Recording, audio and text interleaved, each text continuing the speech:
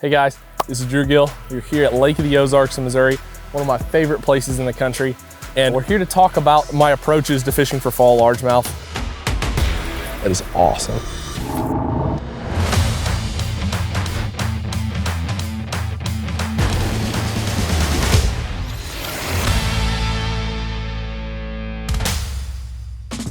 This is an awesome time of year to get out and chase those big green ones. This is a very transitional period. This is a very dynamic time of the year. This is a great time of year to catch your PB, catch more fish than you've ever put in the boat before. And it's something that I always look forward to every year.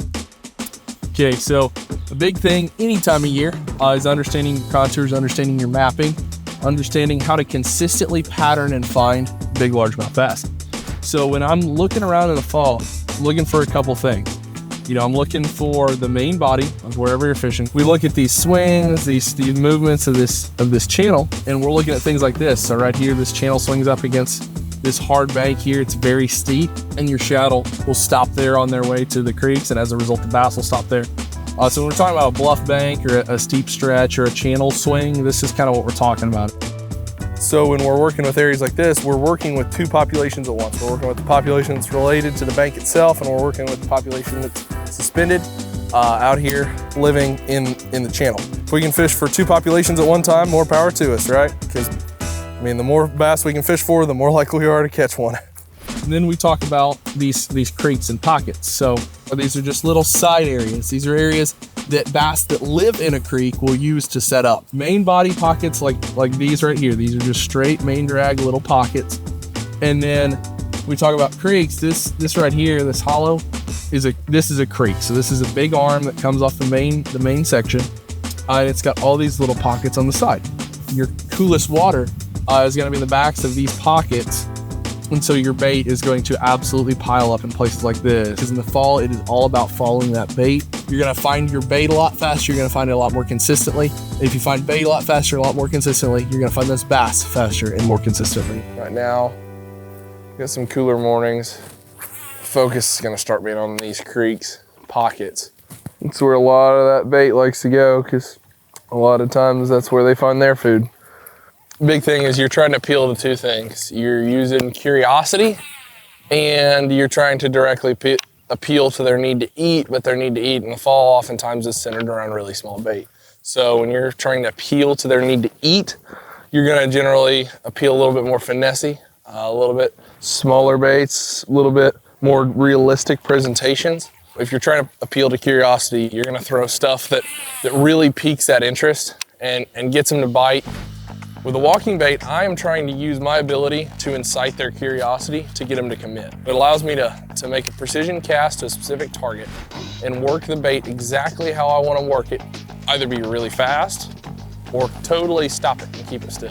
And when you leave a pause on a bait like this, so we're talking about throw a half-second pause in there. It's not stopping it as much as it is I'm making it hesitate to give a bass that's curious the opportunity to commit.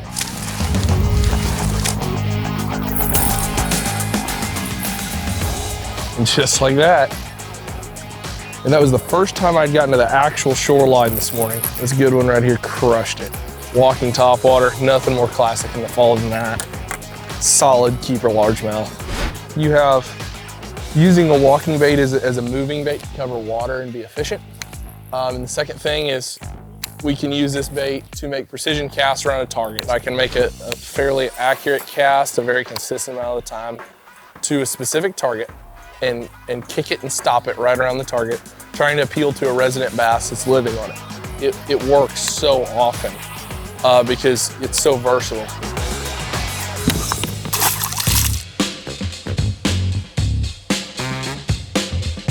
One super classic technique, it's this jig.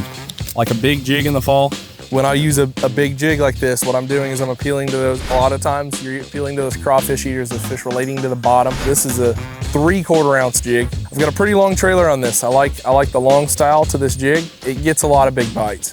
I'm gonna go find places where I can use the bottom to my advantage. So I'm gonna use places with hard bottom. You know, in the fall, I'm talking using this in a generally more open water scenarios. So I'm gonna throw my jig out there, I'm gonna let it fall. Oh, there's one following it, and I'm gonna let it fall to the bottom. trying to not just find a brush pile or rock pile, because that's not necessarily why they're there. That is what they want to relate to, but the reason they're there is because the contours that are available, whether it be that it's on a point, a secondary point, a big offshore flat on the main lake, or in the back of a pocket. And this big jig is a slow technique. It's a dragging technique that allows them to engage with it. And if you can get a fish to look at it, you might get a fish to eat it.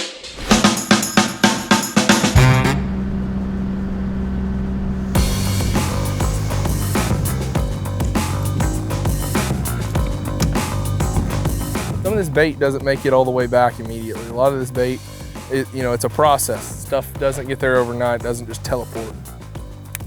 So it's got to work its way. And generally you'll get a second population that'll be hung up on some bluffier, steeper type places like this. And this is where I like to pick up the jerkbait. A lot of these fish end up being deeper than your shallow pocket fish that are schooling.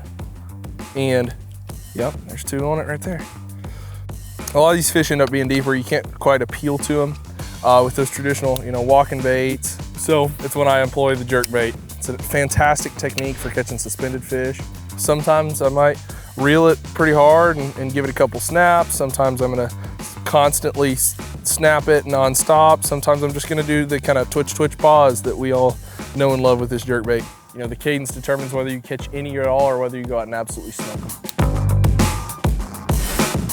Of course I want to talk about more techniques. This is a glide bait. This thing's so fun.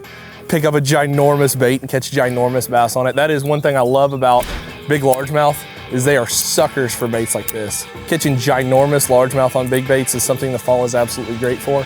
Something I really enjoy doing, and man, it's something that teaches you a lot about bass behavior, because you get to watch those fish interact with this big bait and see how they go about approaching their food and approaching their prey when they want to commit. And a lot of times you can see that happen with your eyes.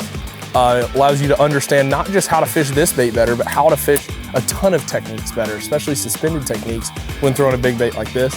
For me, I like, if I can, to keep it within 3 or 4 feet of the surface. That's where the bait acts the best. It's where the bait acts the most natural and consistent.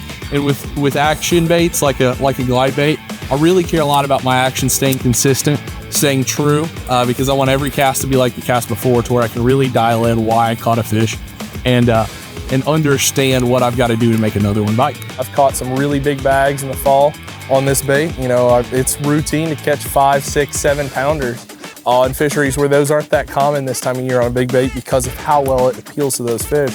Whenever I get the opportunity to throw it and learn more and catch more giant ones, who can say no to learning more and catching more giants? Well guys, hope those fall fishing strategies help you put more fish in the boat over the next few months. It's something that I absolutely love to indulge myself in, whether it be a walking bait, a jerk bait, a glide bait. And the fall specifically is a great time to get on the water. Hope you get out there. Hope you get to reel in a few big largemouth.